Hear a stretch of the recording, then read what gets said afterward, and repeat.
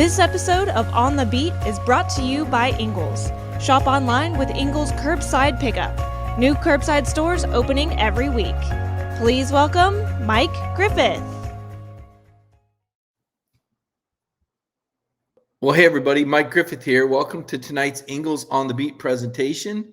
And some breaking news, I guess you probably saw this, that Jamal Adai expected to accept the job for the Miami Hurricanes. And, this is a pretty quick turnaround. Of course, Coach Smart hired Adai last year. He brought with him Tyke Smith, the All-American star DB from West Virginia. Of course, Tyke was injured a lot last year with the foot injury. And then injured once again when he came back. So didn't see much of Tyke, but it's curious. It really is. It makes you wonder why Jamal would be out so quick and why he would pursue another opportunity. So the next defensive backs coach hired will be the fourth in 5 years under Kirby Smart. There's been a lot of turnover in that secondary. A lot of players have transferred out. And look, it's no secret. Kirby is tough to play for. The standard is unbelievably high. This could just be an opportunity for Jamal, maybe just not the right fit. I remember talking with Mark D'Antonio about what it was like to coach under Nick Saban. And he said the first year he didn't coach much at all. He listened to Nick Saban run a lot of the meetings and kind of overspeak them. And it took time to earn that trust. And really, I think Mel Tucker had that trust. Of course, he coached with Kirby for a few years before he left for a head coaching job. But Charlton Warren, clashed with Kirby, didn't get a raise after year one. He stuck around 2 years, left to become the Indiana defensive coordinator. And now Coach Adai leaving after just 1 year. And, talking to some parents, they said Adai was really a nice guy. Kirby likes things to be run tight. So it's interesting. But again, it's part of college football. And, you got to appreciate what Coach Adai did, help Georgia win a national championship. He leaves with a national championship ring, and certainly that looks good on his resume. And let's give Miami some credit. Mario Cristobal putting together quite a staff. Kevin Steele, defensive coordinator, Josh Gaddis leaving Ann Arbor to become the offensive coordinator for the Miami Hurricanes. So this new NIL deal should breathe life into Miami football. This is one of the programs that looks like it's going to benefit greatly. I like that handle, Jimbo's Sliced Bread. That's pretty funny, a reference to Jimbo Fisher's meltdown last week when I was in Mobile. And I'll talk about that in a second. I do want to tell you, we're going to bring Connor Riley on later in the show. And Connor and I are going to talk about what this means for Georgia. What we think, the direction of the program is right now. We've seen some coaching changes, and I like just kind of knocking it around with Connor anyway. We didn't have a cover four last Thursday night. We had a team dinner and a Dog Nation team dinner. We did, and we really had a nice dinner at the Capitol Grill, and we were all able to kind of reflect on the season, just like I'm sure you all have, and what a special season it was for Georgia. And what a special season it was for Dog Nation. We're really excited about a lot of the things that we were able to do. Certainly, Brandon Adams with the Dog Nation Daily Show. I know you watch that every day. Connor has his show Tuesday night, Wednesday night. Jeff Santel, and what a great job he does with recruiting. And so we'll try to bring Connor on here in a little bit. When I bring Connor on, that's probably going to be about our halftime show, and maybe throw into Ingles right around then. But I did want to talk a little bit about, we will get back to talking about Jamal Adai going to Miami. Let me circle back to last week and the Jimbo Fisher meltdown. Somehow I feel like, we've talked a lot about what's happened with the NIL. And honestly, it's kind of it's a moving target. When I talked with Josh Brooks about this, and by the way, there's a story up today on Dog Nation. You're going to want to read it. Josh Brooks with some real interesting comments on ticket prices, concession prices, things like that. But when I talked to Josh Brooks about NIL, it was kind of a deal where, hey, he said, we really can't arrange those deals. We're not really allowed to. Well, they kind of are, and they kind of aren't. And I can tell you from my 4 years covering Georgia, and most of you that have followed Georgia all your life probably know this, Georgia most always errs on the side of caution. They're not going to be overly aggressive. Now, some programs are being aggressive with this. You see Florida, Georgia Tech was aggressive. cutting a deal. You saw BYU has a team deal. How involved can the athletic department get in terms of setting up the deals? Kirby Smart talked about it last Wednesday. I thought Kirby did as good a job as anybody at covering that ground and kind of explaining the challenges and the kids that want to come in and get NIL deals.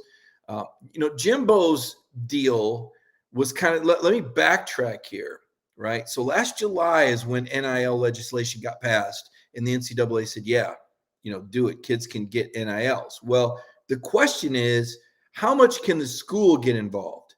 How much can Kirby Smart and Josh Brooks and the Georgia Athletic, how much can they direct traffic? Well, the answer is they're not supposed to use NIL to recruit, but they are allowed to disclose what the NIL deals are that the current players have, right? They're not allowed, according to Brooks, they're not in the business of setting up NIL deals. Now, some other schools are being more aggressive with this. It's a real gray area. And again, Georgia doesn't want to step out of bounds on this.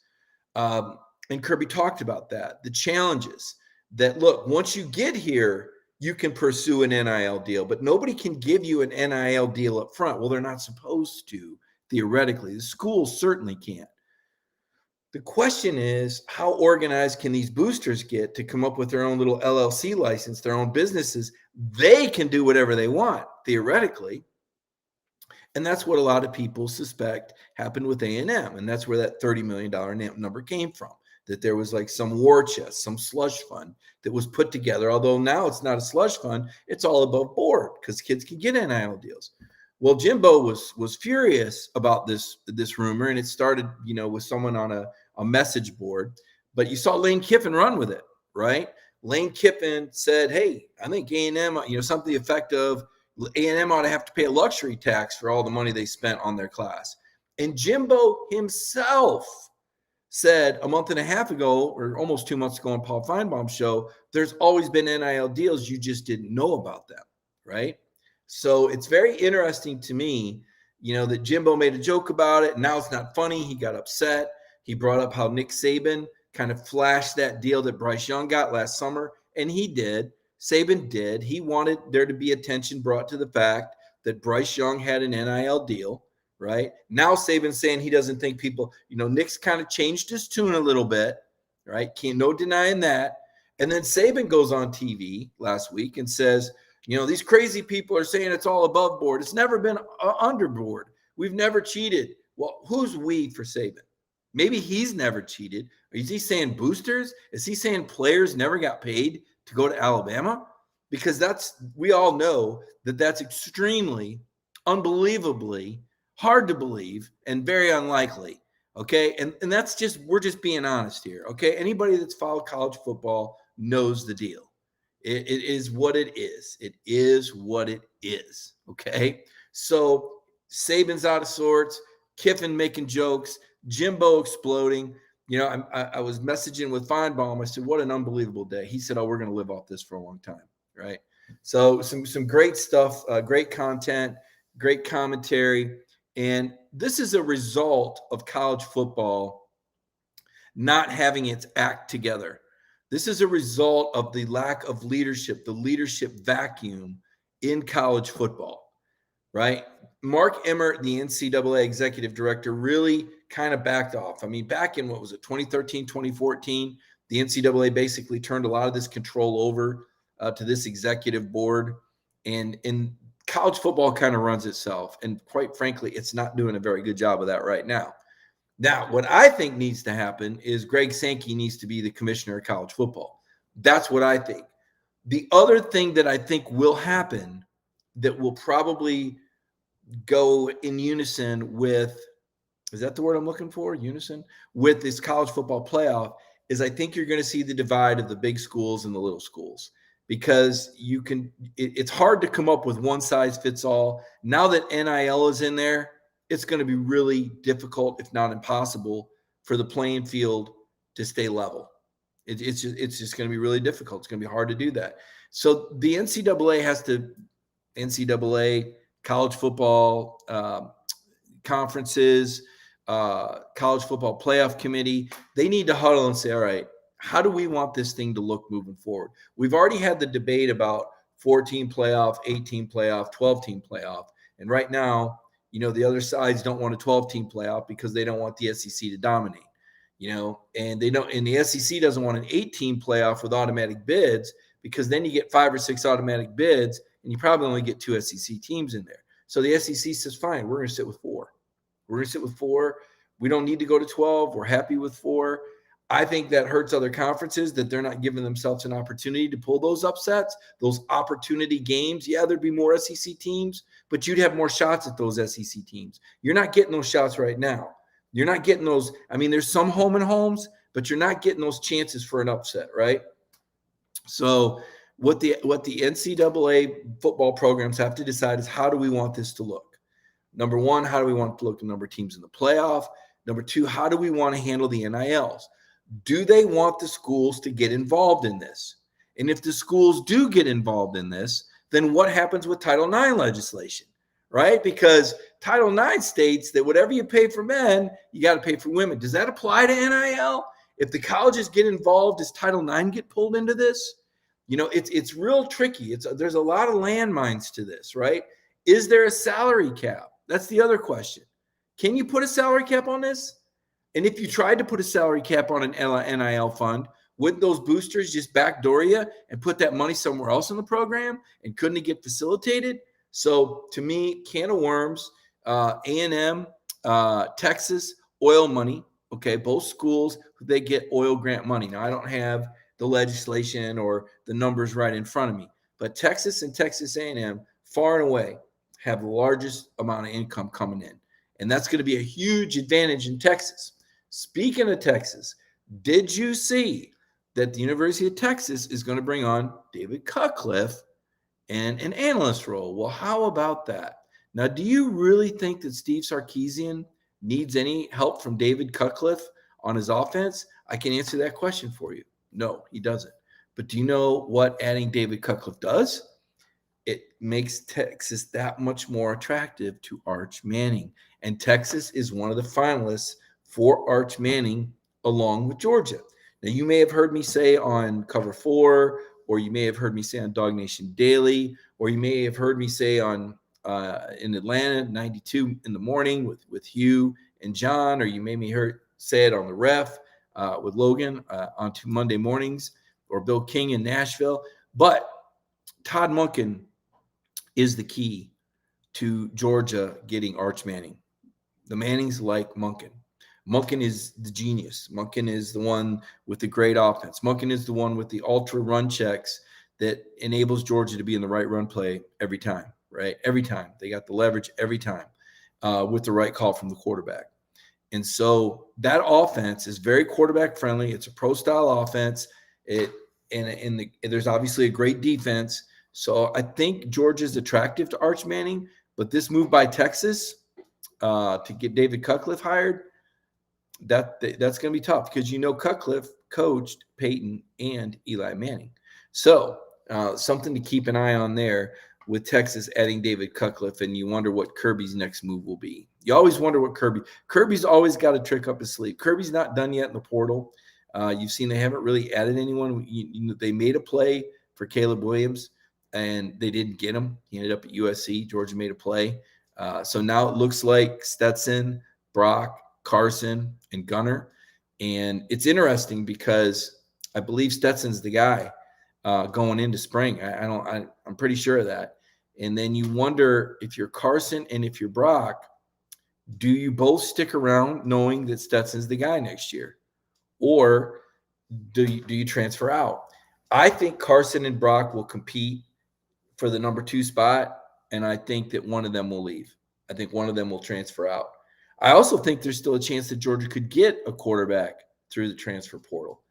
A lot of stuff can happen in spring drills. We're only through round 1 of the portal, right? Only round 1. And Georgia needed to have some attrition to get this signing class in there. I read Connor's story on that. I think that right now 81 of 85 spots are filled, if my numbers are right. We'll ask him about that when he comes on a little bit.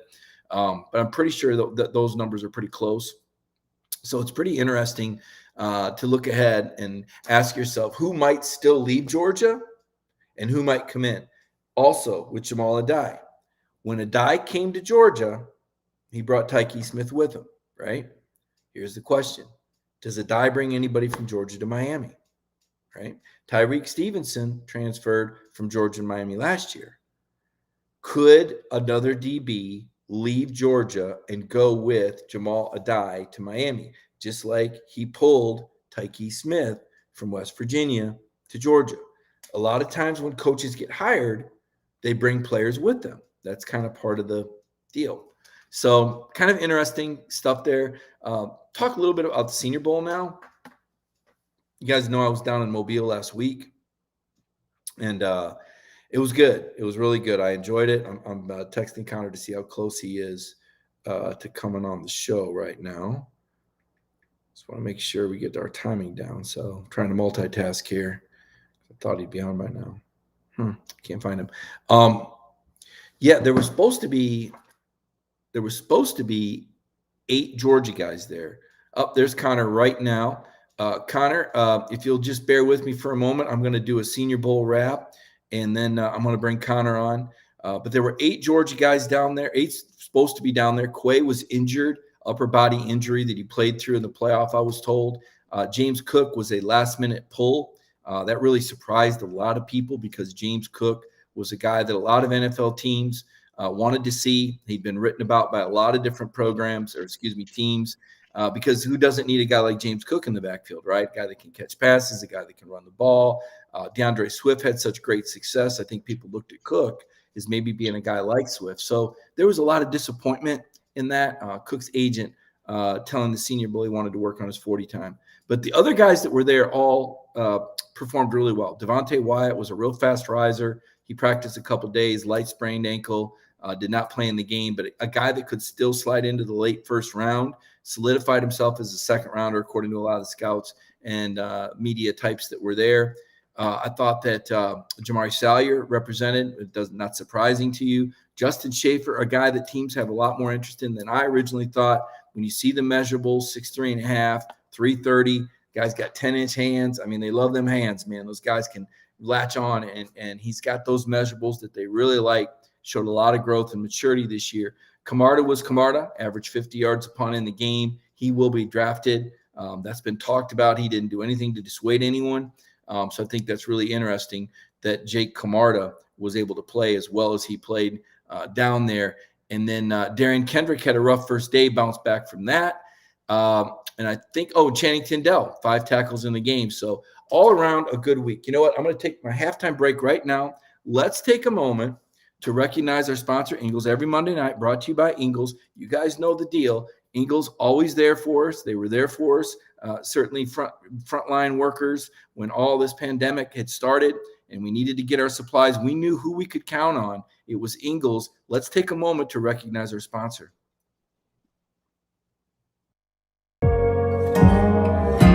It's in our hearts to feel for you.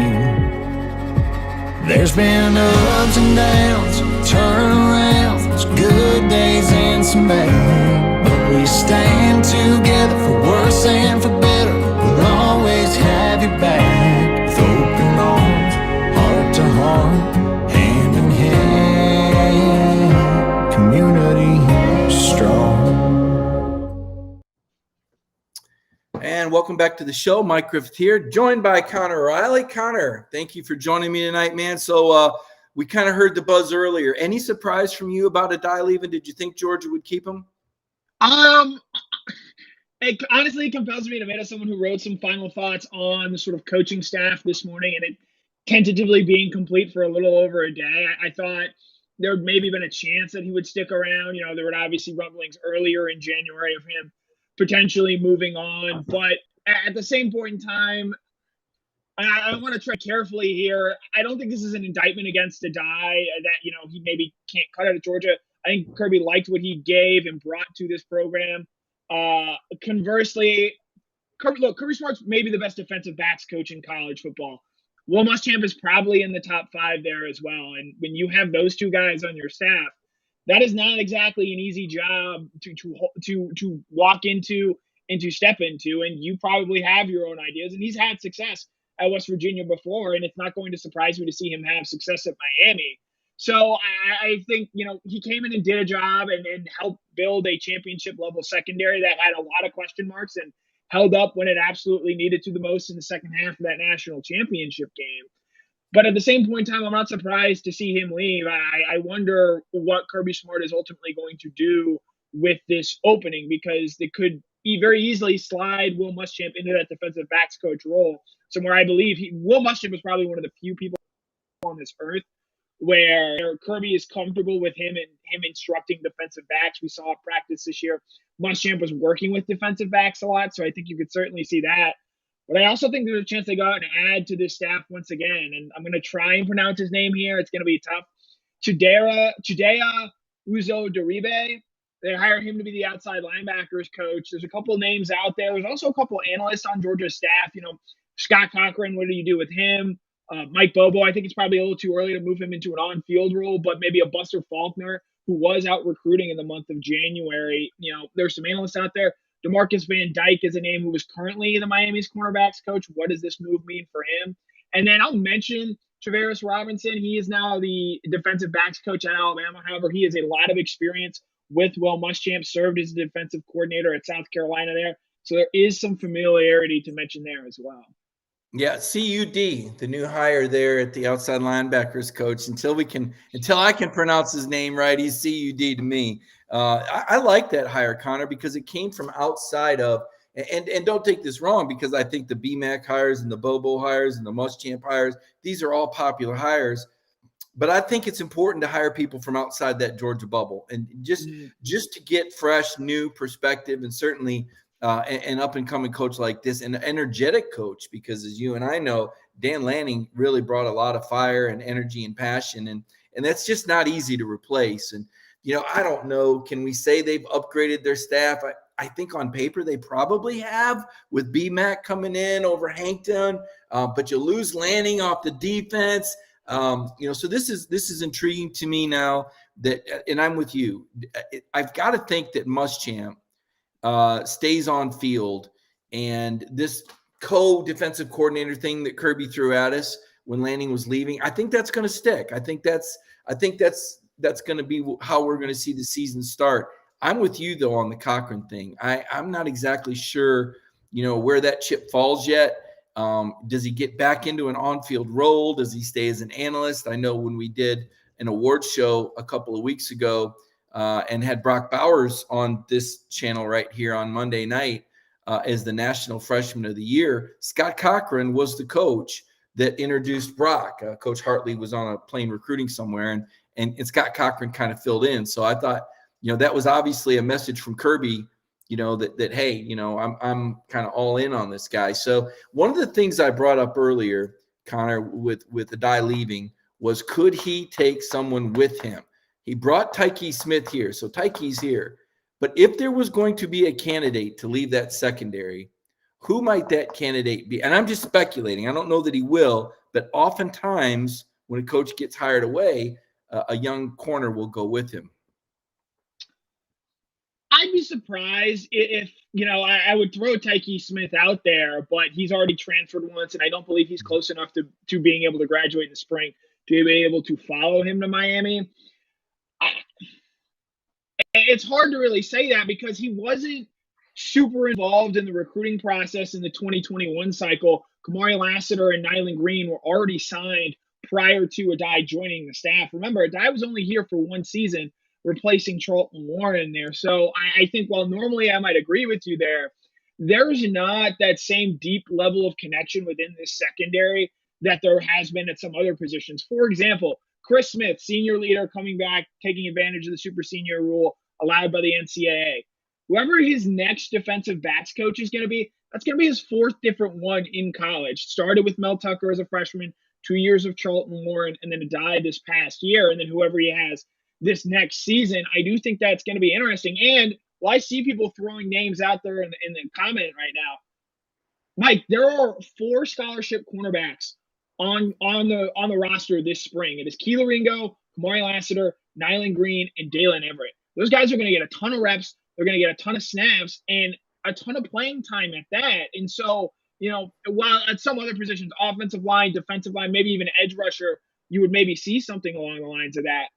They're so thin in the secondary. It's not really like the Georgia coaches can't say to guys that want to stay here, hey, playing time is going to be something that's available to a lot of these guys if they go out and take it. Yeah, I guess the only one I would wonder about is maybe Nyland Green. We know he had the off-field issues. He was still on the dress roster. I think he even played in the Georgia Tech game. So obviously he wasn't that far into the doghouse.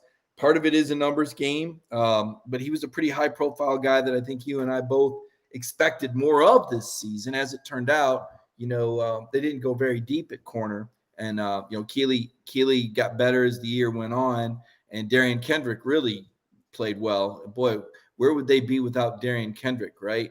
One of the real hidden heroes of the season. So, yeah, you might be right. With those numbers being that sparse, there may not be a lot of motivation. It's not like it was a couple of years ago when guys like Devod Wilson and Otis Reese were bailing out because they were buried on the depth chart and there were so many DBs. I mean, they went from such an overabundance. What were we talking, like 8 guys left between 2020 and 2021, and maybe even 10 when you factored in the guys that either transferred or went towards the NFL. I think there were 4 drafted and 5 counting a free agent, and I don't want to say maybe 5 transferred. But you're right; those DB numbers are really slim, and that's such an important position for Georgia. I feel like they're really well stocked, though, in the front 7. And I know, Jalen Carter is just, such an All-American waiting to happen. I guess I'd ask you, Connor, about the linebacking core, because other than Jamon Dumas-Johnson, I'm kind of wondering, just how ready those guys are to play. Yeah, I would include Shmuel Munden in that, a guy who played a lot of special teams for Georgia this year, and I think has maybe even a higher upside than Jamon Dumas-Johnson potentially if everything sort of clicks for him there. And again, I've been a big Jamon Dumas-Johnson fan for a while, but Dumas-Johnson, think of him as a Nakobe Dean, maybe Amani Ricewell is a more fair comparison for JDJ, and then Munden, think of him as your Quay Walker type in terms of an athleticism there. I think the interesting thing with this linebacker room, at least in the inside linebacker room, what do we see out of Tresman Marshall and Ryan Davis, guys who have been injured these last couple of years? They are the veterans in this room, but when you got those sophomores we just mentioned, I'll throw Xavier Sori in there as well. And, in talking with Jeff Sintel's Intel, Jalen Walker and CJ Washington, 2 early enrollees in that inside linebacker room, those are 2 of the more impressive guys that they have on this roster in terms of these early signees. And so those guys are going to be playing special teams for Georgia and potentially even pushing to get into the linebacker rotation there. Yeah, and to me, that's one of the bigger questions, just watching Channing Tindall and Quay Walker, knowing that Nakobe Dean is a first-round projected pick. I feel like you just lose so much there, and I don't think we've talked enough about that. Somehow I feel like the defensive line holds up. The secondary was a little shaky this year. I think it will be better. I like Christopher Smith's leadership back there. I think Ringo gets better. I think those reps were big. Another offseason of work for guys like Green, who was an early enrollee, Kamari Lassiter, a guy that Kirby was really high on when he arrived in fall camp, said he was going to be one of the rising stars. And I don't know where he had arisen to, but we didn't hear much about him after that. But I got a feeling that he'll be circling back. So Dan Jackson, another guy that penetrates. So you wonder a little bit about the defense. Flipping it over on the offense, talking to Jamari Salyer, talking to Justin Schaefer down there at the Senior Bowl, we were asking him, who are the stars of tomorrow, right? And they mentioned the guys that are already coming back, right? Obviously, we know Cedric Van Pran. Certainly, he's got that leadership personality. We can tell that when we interview him. Same thing with, McClendon. Warren carries himself a certain way. Warren Erickson carries himself a certain way. Broderick Jones ready to get plugged in. So I ask you, Connor, who is that 5th offensive lineman after those 4 that I just mentioned?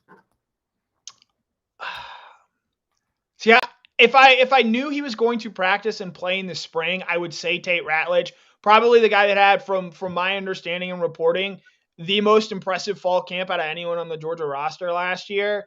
And then unfortunately he breaks his foot and has to have Liz Frank surgery on the opening drive of the season, or after the opening drive of the season. They didn't cut him open there in Charlotte. And so I think they like a lot what he'd be able to bring, especially from a physical standpoint. I don't think that there was a very physical offensive line last year, especially in the middle there. So I think he is a name to watch there. I think two other names to really monitor: Xavier Truss and Devin Willock. Now, Amarius Mims is a 5-star guy, and I can get to him in a second, but Truss and Willock are guys who have been in this program for multiple years now. We saw Truss step in the Tennessee game. I thought played decently well there, but I think the coaching staff still wants to see a little bit more from him in terms of consistency. And Mims, look, he's a monster of a human being. 6'8", 325 pounds, can probably even get up above that, 330, 340, and push it. Evan Neal, a guy who's going to be a top 10 pick in this upcoming NFL draft at Alabama, he was a guy who obviously tackle size and eventually moved out from right tackle to left tackle. Alabama first got him on the field as a guard, and it wouldn't stun me if Mims is a guy who does ultimately end up doing that. And you look at the last couple of lineman classes that Georgia has signed, a lot of those guys have ended up redshirting. Georgia thought so highly of Amarius Mims that they didn't even bother to try and redshirt him last year. They were playing him in games to get him reps. So I think maybe one of the more, everyone here follows recruiting rankings. Mims was Georgia's highest ranked signee in the 2021 recruiting cycle. What they choose to do with Amarius Mims is going to be really interesting, because I think they love what they have in Broderick Jones at left tackle and Warren McClendon at right tackle. But Mims might be so talented that they actually feel inclined to play him at one of the guard positions. Nah, I think you got to get him on the field and you got to get him NIL money. I'll tell you that. You better pay Amarius Mims or somebody else will. This is the kind of pressure now. This is where NIL is put us, where before this is exactly the sort of developmental guy that of course he was going to stay and wait for year 2 and year 3. But now there's enough other programs out there. Somebody can say to Amarius Mims, hey, man, we're going to plug you right in. You will be our starting right tackle. And you're going to drive this, oversized Porsche SUV. Seriously, look at Kentucky basketball. They got guys driving Porsche SUVs, Porsche cars at Kentucky. This is so unbelievable. But is it unbelievable? I guess it's really not unbelievable. Guys have been driving cars for a while. Now they're getting the keys tossed to them above board. And I just think this is the sort of pressure that NIL has brought. These depth chart conversations that you and I have and love to have every off season as we go down into the position battles and who could start and who's going to be the next man up. Now, all of a sudden, this NIL stuff just kind of complicates it, because technically, Connor, other schools aren't supposed to be talking to these guys unless they're in the portal. But you've done enough recruiting and been around it enough. Certainly I have, and Centel has. They don't have to talk to the kids. There's plenty of other people that are part of that kid's group or party or go-between. And nowadays, I think you're going to start seeing agents move in, especially when you mention a guy like Amarius Mims. You can tell looking at this guy that he's earmarked for greatness. And a guy like that gets identified his junior or senior year of high school, there's going to be an agent knocking. It's almost like there's going to be a whole other business for NIL and agents. Now, I've done a lot of speculating, a lot of talking on this. You've kind of stayed between the lines. I want you to look into your crystal ball, Connor Riley, and tell me what you see with NIL in the future. I don't know. I think, personally speaking, I think NIL is confounded by the new one-time transfer policy, and I think that has enticed a lot of people to conflate the two together. But I actually think they're two pretty separate issues. And I just think the newness of it, there's not a misunderstanding, a lack of understanding, and I think a lack of transparency when it comes to NIL. And there's fear-mongering might be too big of a word, but this idea that, everyone is doing this, that, and the other. Jordan Davis was getting 6 figures from my understanding from NIL, and Kirby Smart has spoken about that. Nakobe Dean has as well. JT Daniels obviously had deals with Zaxby's and I believe Roebuck as well. So Georgia, it's not like Georgia is going to be crying poor in this situation. They've clearly shown that. I think there is a sense from coaches, Kirby Smart and Nick Saban in particular, that they don't love what this is potentially turning college football into. Kirby Smart spoke about it on National Signing Day, about how now this is another thing that coaches and players and parents are sort of factoring into recruitments. And Kirby, I think, would very much prefer to not have to deal with that aspect of it, because, again, like the NIL evaluations and how much guys are potentially getting, those are all projections. They're not hard numbers. There's no real finite, tax returns or tax documents when it comes down to this stuff. So you can inflate and exaggerate however much you want. Texas A&M's alleged sliced bread source $30 million fund. It could be way more than that. Jimbo could be upset that he thinks it only cost $30 million to put that recruiting class together. I think when it comes to NIL, the more years we deal with this, the lack of newness I think that this has, the more we grow accustomed to this in terms of dealing with it and dealing with the cycles that come with it. Look, it's going to pretty clearly shine a light on who is willing to spend money on their program and who is not. And Texas A&M clearly jumped, I believe, to the forefront of that. But at the same point in time, look at who the top 5 recruiting classes are. Alabama was number 2. Georgia was number 3. Ohio State was number 4. Texas was number 5.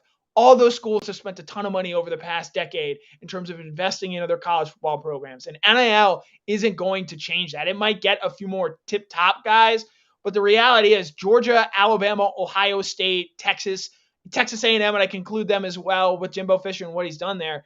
They're going to continue to recruit at an elite level year in, year out. And I think we've seen now most of these elite programs want to continue to build through recruiting as opposed to the transfer portal, because you don't always know who is going to come available in the transfer portal.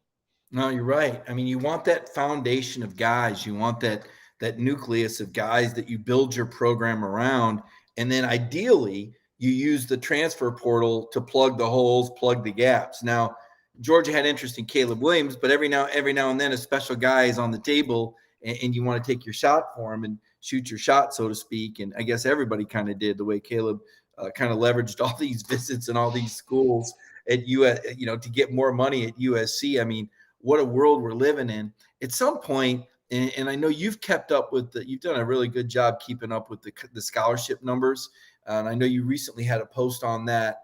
The roster management, to me, it makes my head hurt trying to think about who's coming and going. And I think, I want to say, did you say 81 scholarships are being, is that counting the last signing class, or is that those guys not counted yet? So 81 is the number of guys that are on campus right now. That includes the early enrollees that are already here for Georgia. But that is going to grow as it stands to 92 because they have 11 signed players from the 2022 recruiting class who will arrive this summer. And that 11 does not include potential transfer portal additions of their own, which essentially says, while yes, Georgia is under the 85 right now, allowing them to go through spring practice, you're going to see another, deluge of transfer portal additions after spring practice. And more attrition, we might add. Yeah. You're over 92, at least 7 more players are going to lose their scholarship because we think, and I don't know if we projected that, last year they were able to go over that 85 number because of the super senior provision, but we believe that the NCAA is going to condense the number back to 85. So the squeeze is really going to be put on because a lot of teams were carrying too many guys last year and getting away with it because, again, super seniors were allowed. They didn't count against your 85. So that was kind of a bonus to have a guy like a Justin Schaefer. And I'm trying some of the Jordan Davis. Devontae Wyatt. Yeah. So this is pretty fascinating to me to wonder who are the 7 guys, they're going to get cut out of the mix. A couple of the guys you mentioned earlier, some of the injured guys, you wonder if they're going to be able to stick around and make it. And then you wonder also who Kirby might recruit and bring in.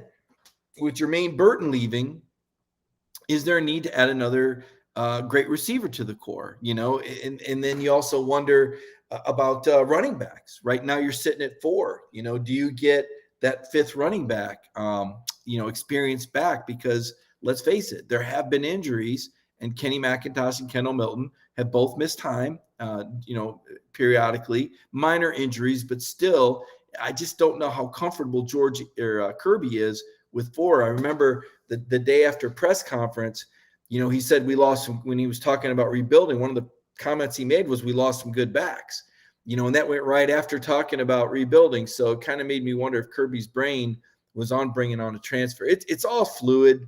It all changes from week to week with every transfer, with every opportunity, every possibility. Georgia football is just kind of ever evolving. And, people always say, well, what's next? Man, I don't know. Stay tuned. I mean, somebody might leave, somebody might come. Coaching stories. Was it Sunday morning they hired the guy? You're like, wait a minute. Whose news cycle is this? Friday afternoons, Sunday mornings, tonight, right before I went on the air, and thank you very much for joining me. Before I let you go, Connor, some people are asking. They actually are asking this question now. They're actually asking about Georgia basketball. And yes, I was there, and I'm glad I was there. It was on. I mean, I was one of the people. I'm watching. I'm sitting there at halftime. I'm going, this is terrible. They don't have as good of players. I mean, Auburn, and I covered Bruce Pearl at Tennessee. He never had a roster like this. I mean, Walker Kessler's coming off the bench, man. I mean, these guys they look like an NBA team. I mean, this is big, strong, athletic, shooters, dunkers, passers, rebound. I mean, I'm just like, I cannot believe he did this at Auburn, right? So, and here's Georgia, they got the 2 graduate transfer power forwards. They're gone. 6'4", 245-pound, 24-year-old men. They're injured. They're out for the year. They got nobody that can rebound. You and I could box out their front line. They got this transfer guard from Gonzaga. He's missing free throws. Former walk-on Jackson Eder, who was fantastic. Might have been their best player, a former walk-on, in shades of Stetson Bennett. And they're coming from behind. And I'm thinking, are they going to beat the number 1? Is this going to happen? I mean, the place is popping. It's exploding. Yeah, they gave out free jerseys and pizzas to the students. That's a little bit more than a little bit. They were doing that when I was in college. Were they giving out that much? So that's where I was going with this. Like, they don't pay the players at Georgia. You got to pay the players. You got to pay the players. You're not going to win with transfers from Florida Atlantic and Illinois Chicago. You can't do it. So you got to fork it over. So Connor, will Georgia ever care enough about basketball to introduce the kind of funds that you need to compete with Pearl and Calipari and Alabama and Arkansas? So Josh Brooks is the new athletic director, and look, Tom Crean, I don't think he's a bad, things haven't gone the way he envisioned at Georgia. I think he'd certainly agree with that. I think, all the changes that have come in college basketball, Tom Crean's not the only one that has struggled to deal with that. Like Roy Williams at North Carolina, a multiple championship winning coach, straight up retired instead of trying to weather sort of the transfer portal and all that comes with that. Josh Brooks, I think, is very clearly going to have a choice to make at the end of the season. And I expect Georgia to be looking for a new basketball coach. You touched on it there, and I'll even make it more specific with Auburn. You have to be able to recruit the state of Georgia. There's enough talent in this state on a year-in, year-out basis. And you look at Auburn, Walker Kessler, whose brother I covered at Georgia, Houston Kessler, his dad and his uncle all played at Georgia, never once considered playing for Georgia either time of his recruitments, whether he was coming from North Carolina or coming out of high school. Katie Johnson, we don't need to go into why he is at Auburn right now. You look at Isaiah Okoro, who's a lottery pick from McEachern High School. Sharif Cooper the year before from that same McEachern High School in Powder Springs, Georgia. Bruce Pearl has gotten Auburn to where it is right now because he's just gone in and raided the city of Atlanta and really the state of Georgia as a whole. And so I think whoever is that next head coach at Georgia, they're going to need to have some serious ties to Atlanta and be able to recruit Atlanta, because I do believe that Georgia wants to have, a basketball program like Auburn, like say in Alabama or an LSU. You can be both a football factory and a basketball factory. It is not, I believe, a binary solution in this new age of money that comes with college sports, especially when the SEC is supposed to get so much more money from this new TV deal, and as well as potential extra revenue when Texas and Oklahoma join the conference there as well. So don't tell me that they can't afford the money to do this. Look at some of the coaches that Josh Brooks, as the athletic director, has gone out and hired. I believe he's hired a track and field coach and a soccer coach. Both of the coaches that he hired had previously won a national championship at their last stop. Now, I'm not saying that's what Josh Brooks is going to go out and do when it comes to basketball. He's not going to hire a Jay Wright from Villanova, so to speak, or John Calipari from Kentucky. But he's going to swing for the fences and make Georgia a very attractive place to whoever that next head coach is. And so, I understand the frustrations. I myself have somewhat lived them. I believe Georgia can be a very good basketball school. We saw on Saturday that when they have something to cheer for, or in this case, cheer against in Auburn, that can be an electric atmosphere there in Stegman. Georgia just has to find that right guy who has that right combination of being able to recruit the city of Atlanta and more specifically the state of Georgia, while also dealing with the transfer portal, knowing that, hey, I might need to go grab, talented player X from North Carolina or Duke and add that to this roster. Yeah, I look at the culture, Connor. There's been one regular season championship in the history of Georgia basketball. Just Georgia Tech has two in the SEC. They're not even in the league. I don't think it's Crean's ability to recruit. You got Anthony Edwards here. I think it's simply the money and the coaches. And I mean, I hate to say this, but the programs that were cheating, it paid. Bill Self was under an FBI investigation, and Kansas said, that's all right. We're going to give him a lifetime contract. Auburn, FBI, LSU, wiretap. They just beat the crowd. And now that all this is like cool, it's going to pay. They beat the system. And Crane, I remember saying, I'm not going to do it. I'm not going to pay players. We're not going to do it. I'm not going to break these rules. Well, you know what? Now you don't have to break the rules, Tom Crean. What you do have to do is get some boosters that are willing to put the sort of deals in place that will get those kids out of Atlanta. And basketball, unlike football, although I think football's catching up now, but with the AAU ranks, and you know this, having gone to a Metro Atlanta school yourself, they're able to identify these guys very early in their careers. And these guys are manipulating schools all the way up through high school, much less the AAU programs. Now, the way the scam used to work, the shoe companies would get involved. For example, I don't know if you remember the Atlanta Celtics. The Atlanta Celtics were this Dwight Howard, Tony Parker. I went and saw these guys play, and I felt like I was watching the Harlem Globetrotters. I said, these are high school guys? I mean, it was unbelievable. Adidas sponsored program. Guess where the Atlanta Celtics went? Adidas sponsored college schools. This is how this works. Which tournament he's playing? Is he playing in the Peach Jam? Yeah, it's a Nike tournament. These guys are going to Nike schools. So the shoe executives were getting these guys nailed down and placing them at respective schools that were with the shoe brand. So the coaches technically didn't have to get their hands dirty. John Calipari technically didn't have his fingerprints on anything. He didn't have to. There were other people that were going to deliver the goods. That's how it's worked forever. Now with the NIL, there's going to be some new corporate sponsorship. For example, I keep mentioning the Porsche deal at Kentucky. I mean, that to me, it's blowing my mind. I mean, we got Ruggs out there driving 130 miles an hour, and now you're going to hand the keys to a Porsche to an 18-year-old. I mean, some of this stuff kind of blows my mind, man. I just don't know if I can see Georgia forking the money over to pay the basketball players like they do the football players. I don't know that it matters enough. But I looked around Stegman Coliseum, and that's a great basketball environment. There's not a bad seat in the house. The students were all in. The way that place lit up red, I thought, man, this is big time, And Crane is a good coach. I saw him in the Big Ten. He won a couple Big Ten titles. He's in a Hall of Fame at Marquette. NBA players endorse him, which is huge. When players, can ask Anthony Edwards and ask, Dwayne Wade and ask Victor Oladipo, and they'll say, yeah, Crane will get you right. But can he generate the excitement? Can he generate the buzz? And to me, that's where the Georgia basketball culture question comes in. Do they really care enough? And because I don't think it's as simple as getting a coach. I think it's changing the culture and getting hungry enough to do what it takes. Because I think the facilities are fine. I don't think they're the greatest in the league, but I think they're fine. I think the arena is fine. The college is great. I will say this. You talk about why KD Johnson's not here, and I'm not going to get into that either.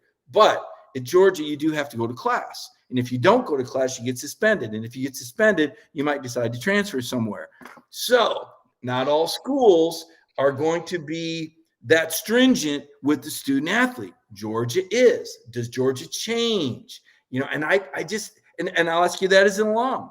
Would you want to see a more lax standard for student athletes at Georgia if it meant that you could recruit more and retain more?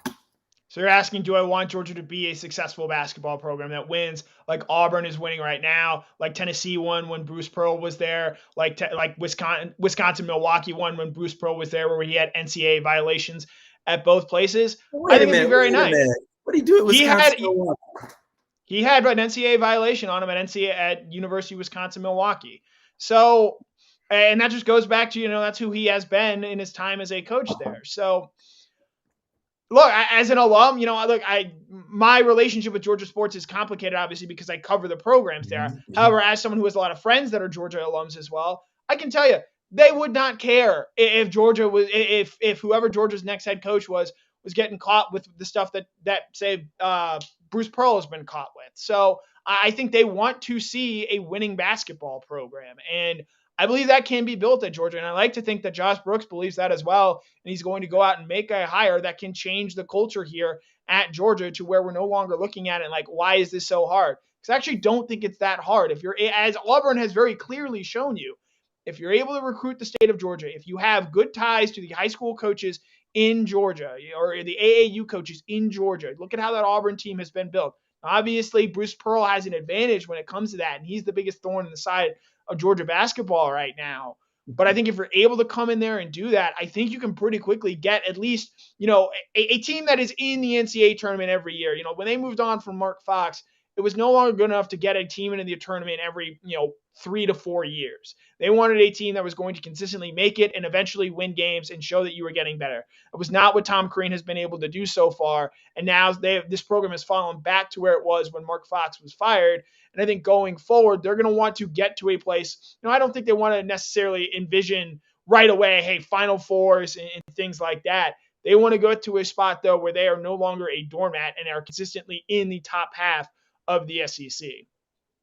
So this comment from Maloney here, Robert Maloney, I'm with Connor, bring in slime balls and let the tutors do the work. I don't think that's exactly what Connor was saying, but I do think Connor was saying that, yes, some things could be compromised in the name of competitive athletics. Because if we're being honest, that's exactly what happens in all, most all places have to make some compromise. There's very few places where, the athletes are truly held. This is just fact, truly held to the exact same standards. Now, a lot of what Georgia is able to do is they have a great tutorial center, and they do take it serious. I mean, one of the complaints you hear, one of the whispers you hear is at Georgia, they want the kids to be Vanderbilt Monday through Friday and then Alabama on Saturday and Sunday. And that's a fine line to walk. My hope in this story I did with Josh Brooks is, that with the success that Georgia football's had, with this national championship they've had, that this will provide enough momentum, Connor, that Brooks will have more persuasion and power with the president. And, maybe we'll even see a statue or two built on the campus. I think Georgia needs a camp. Am I wrong here? Are we good with the Herschel Walker statue? What statue are you putting up first, if we can put up a football statue at Georgia? I don't know that we need monuments up to these guys, because it seems like monuments these days just get torn down, years later after the fact. So there's a danger in canonizing them. I do, for example, the Coach Dooley monument, that is something that's an iconic moment in Georgia football history. Now, if you're building a statue for the 2021 team, why not Keely Ringo skying up there for the pick six, and you have Kirby Smart off to the sideline jumping through the roof? I mean, I think that's a pretty good one that you could realistically do right there. So if that's what we end up seeing, I think you could see that potentially. Well, they were talking about a Jordan Davis statue, but they don't have enough cement. So no, I would like to see like a giant Jordan Davis, like a 50-foot tall 99 jersey, like guarding the gate, like some monstrous. I do think Jordan Davis is the guy that he'll be the first Hall of Famer from this team. He's a slam dunk college football Hall of Famer with the Outland Trophy, with the Bednarik. Oh, okay, college. Okay. Oh yeah. I don't know what and I don't know what's going to happen with the NFL. And I guess I'll finish with this. I could keep Connor here all night, but I'm not going to do that. He was only supposed to come on and talk about the hire, but I've got him, so I'm going to ask him some more questions because it's fun to get these opinions out of him. I talked about the Senior Bowl right before you came on, and Jordan Davis is off trying to lose weight somewhere, which I'm not sure is a good idea. He might test better, but how good is he going to play at 305 or 310 if he gets down that low? I don't know. But I would ask you about this upcoming draft. If you were a GM and they said, man, I want you to go with best available, give me a list of your 4 best available bullets, regardless of position, forget our team needs. Who are the top 4 guys off of this Georgia football team that you're drafting in order? I would say Nakobe Dean is number 1. by a lengthy margin. I think he is the perfect football player and a guy you would absolutely want to build your franchise around. He's probably going to fall on mock draft boards and things like that after he goes and gets, measures into the combine. He's 5'9", 5'10". Cool. He's by far the best football player every time he has stepped on the football field in his career at Georgia, I would say, except, maybe the SEC championship game when Bryce Young had an out-of-body experience that day. Two, give me Trayvon Walker because I believe his best football is still in front of him. And I know that's sometimes a risk, but his upside there in a system where his athletic gifts might be more optimized as a pass rusher. Georgia didn't ask him to do that nearly as much as, say, Michigan did with Aiden Hutchinson. And you can't knock the results because it led to a national championship. But I think Trayvon Walker is the kind of guy that can develop into a big-time player there. I'll go Jordan Davis third there. Obviously the weight was a question and will be one for a while. And there's also some scheme fit questions, but if you're a 3-4 team that is looking for a nose tackle, like the Los Angeles Chargers, for example, if Jordan Davis is on the board there at 17, they should sprint to the podium and not spend 2 seconds thinking about it. They had the worst run defense in a mile last year. I think his presence alone, if he is healthy and able to go, that's going to take them from awful to middle of the pack. And that might be enough to get them into the playoffs.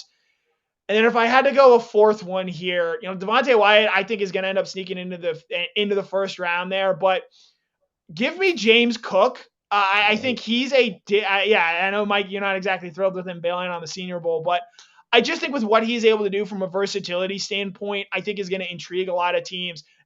I'm not saying he's going to be Deebo Samuel, but with the versatility that Deebo Samuel had, I think teams are going to maybe try and look for that. And I choose to believe that teams are smarter than saying, hey, let's go find the next Deebo Samuel. No, let's find players who can do similar things to what Deebo does within the confines of our offense. I think James Cook's ability as a pass catcher and a runner make him that intriguing type of player. So while Devontae Wyatt is good, George Pickens, if he's fully healthy, I think there's a good chance he's a potential first-round pick. Give me James Cook there as the 4 spot. Wow. I like it. I like the confidence. I'm going with Pickens in that 4 spot. I love me some Pickens. I was talking with Darian Kendrick about the receivers, and I was asking him what made George Pickens so good. And he said how smart he is. He said, George Pickens. He's a football player. He knows exactly what you're trying to do on defense. He knows how to leverage you. He also said Jermaine Burton right there with Pickens, a guy that was so quick with the release, knew how to get off the ball. These are going to be things that we're going to stay tuned into and talk about all offseason. I'd like to thank everyone for joining us tonight on our Ingles on the Beat show. Love the guest appearance by Connor Riley. Connor got the story up earlier. If you missed the news, Jamal Adai heading to Miami. Connor's got a story up on that right now, and I'm sure Connor and I will have stories in the morning related to that. I'll have some more NFL stuff for you tomorrow. And if you didn't see the message from Josh Brooks, great news. Ticket prices not going up in 2022, and neither are concession prices. You would think now would be a time for Georgia to gouge you. Brooks is saying, no, we're investing in the fans. We appreciate how they invested in us. So a lot of good news for Georgia athletics. Everybody have a great night. Watch Connor. He'll be back here tomorrow night with more fire for you here on Dog Nation.